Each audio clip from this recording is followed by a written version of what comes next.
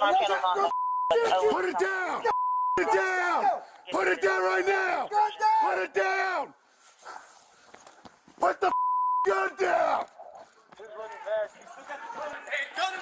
Put it down! Put it down!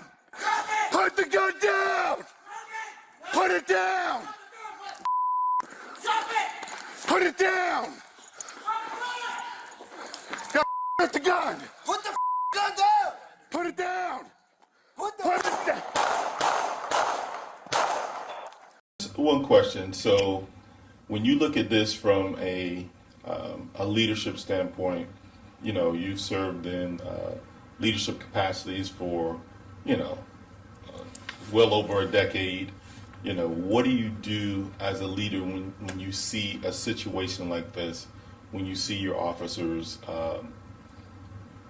have a scenario where they could potentially have killed themselves or could have hurt someone else?